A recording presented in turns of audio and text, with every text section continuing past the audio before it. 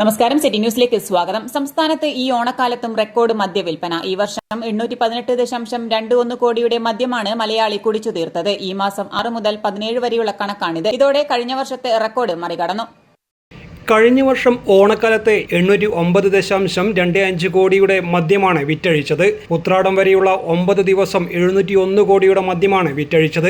കഴിഞ്ഞ വർഷം ഇതേ ദിവസങ്ങളിൽ 715 കോടിയുടെ മദ്യം വിറ്റഴിച്ചിരുന്നു. എന്നാൽ തിരുവോണം കഴിഞ്ഞുള്ള 2 ദിവസങ്ങളിൽ കൂടുതൽ മദ്യം വിറ്റഴിച്ച് മുൻവർഷത്തെ ആകെ വിൽപ്പന മറികടന്നു.